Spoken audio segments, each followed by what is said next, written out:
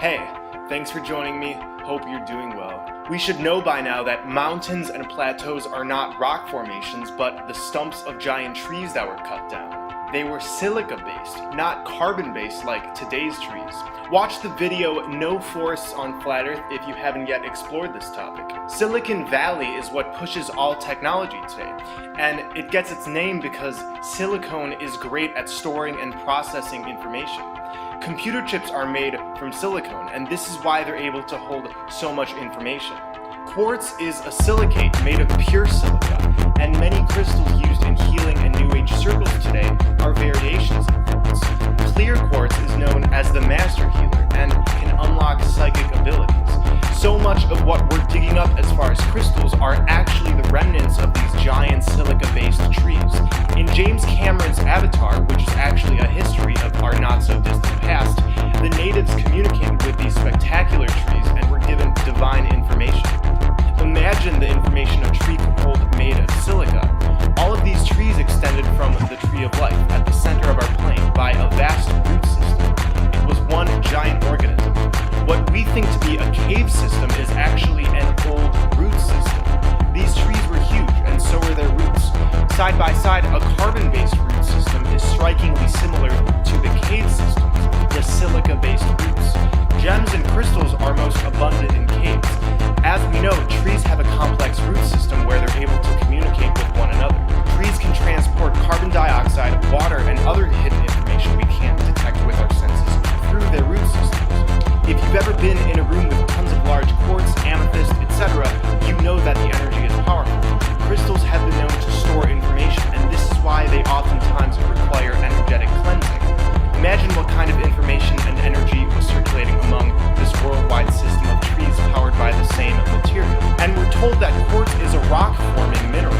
Now, this definitely makes sense. So think about it. How can a cave be constructed naturally out of the ground? We're given the bullshit answer that limestone gets dissolved over time and forms caves. But again, these systems are all too similar to that of a root system. Most rivers used to be filled with these roots as well. The rivers contain the above-ground roots, while the caves in part contain the below-ground roots. Just some speculation. Look at these photos of giant crystals inside of cave systems. This is insane. I'm proposing all of these giant root systems used to contain as many of these crystals, but were stripped of them and are now lifeless. I mean, just look at some of the caves without crystals. To me, they appear stripped. They look dead. An uprooted tree shows small roots in various sizes hanging from the bottom. Stalactites and stalagmites are very similar to this. Again, keep in mind these trees were enormous and way sturdier, made of thicker material. So somebody has harvested these minerals and crystals. Where petrified wood is, we see sand. Petrified wood is made of precious gems and crystalline structures. When we compare this wood to the floors and sides of mountains, we see the similar gradient patterns. Pieces of petrified wood are pieces of these ancient trees. In these inland areas with large amounts of sand and in deserts, there's no access to the ocean, so the sand isn't coming from there. And what is this sand made of? Sand in inland areas are made of mostly silica and other materials, including forms of quartz. When a regular tree is cut down, dust flies. It starts covering the ground. I think you know what I'm getting at. Inland sand and deserts are not naturally forming, but were made from bits of silica and minerals that flew off of these organisms as they were cut down. As Vlad Hangen pointed out, some of the ancient Toltec pottery suggests that what's being depicted aren't merely crocodiles, but the quarry excavators used to get rid of these trees that we still use to this day. The ancient people probably saw these monstrosities and assumed they were animals rather than man-made technology. Mount Meru is the magnetic mountain that lies at the center of our plane at the Arctic. The tree of life used to stand at the center and it was cut down. As we know, mountains are tree stumps. It's said that the tree of life was encased in Mount Meru, but I'm speculating that Mount Meru is the remnants of the tree of life. In this Buddhist depiction, we see a vortex below the mountain, representing the vortex we go through when we enter the center. On this Mount Meru art piece from the Yuan Dynasty, I couldn't help but notice how similar it looks to the Holy Grail, which when we drink from, we achieve everlasting life and abundant happiness. The Holy Grail, as we know, is an allegory for the center of our plane. Look at the Norse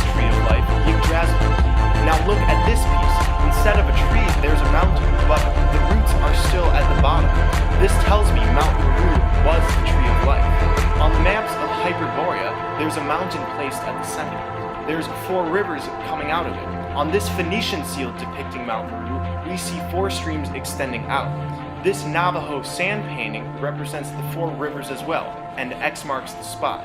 There's also 4 mountains surrounding what we know to be Mount Meru. These 4 mountains are seen throughout many depictions. This is a Hindu painting. Again, we see the 4 rivers converging to the center. The Garden of Eden was also said to have 4 rivers. I want to mention that in most of these depictions of Mount Meru and the Tree of Life, there's reference to the underworld. The underworld is where we want to go. They've tried to confuse us by telling us heaven is up high and hell beneath our feet. This is the reverse of truth. We want to go down under. That is where we will find heaven, where we must go to so we can exit this matrix and into a land of paradise. Plato described Atlantis as being shaped like 3 concentric circles of land divided by water, the shape of a bullseye. Mount Meru is said to be an invisible mountain. René Dalmal, a French writer, penned an unfinished novel in 1952 in which his characters theorize that Mount Meru, what he calls Mount Analog, is real and located at one of the poles. In the book, he calls the mountain the door to the invisible.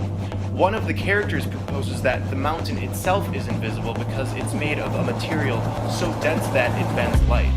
This is considered a fiction work, but it still reveals to us many things about Mount Meru. The substrata of this territory are composed of material which have the property of inducing curvature in such a way that the region is encased in a shell of curved space. The author gives this illustration along with these words. The character explains there would be an optical illusion where you wouldn't even notice the mountain there and would naturally bend around the force field of curved space. He says the shell of curvature which surrounds the island is not absolutely impenetrable. That is not always, not everywhere, and not for everyone. At a certain moment and in a certain place, certain persons, those who know how and wish to do so, can enter. What this tells me is we need to be vibrating at a high enough frequency as to where this mountain and the area around the mountain will become visible. Just like how the flaming sword put to guard Eden and Heimdallr in Norse mythology protects the bridge to Asgard, there is a force field around the mountain which will only let us in if we are of pure intent and heart-centered. So in the meantime, we must intend to create heaven on earth. Think only with our hearts and keep working on connecting with Earth's energy via sun-gazing and breathing. We can communicate with us, speak our intent to it, and the same thing with the divine feminine energy that seeps through the soles of our feet when we dream. When we ask for guidance and help to be filled with love, knowledge, and wisdom of the ages, we receive it. Ask and thou shalt receive. Soon enough, we're going to be drinking from the Holy Grail. We will enter Hyperborea, the Garden of Eden, Atlantis, Shambhala, whatever you want to call it. For those of you who haven't yet, search blood over intent and place your blood beside ours. This is the beginning of taking off the blinders matrix of this blood. Look it up, do some reading, and when you're ready, upload your blood over your divine intent next to the rest of us. We will all be blood brothers and sisters in this journey to Mount Meru. Hope you're all great, stay centered, I love you all.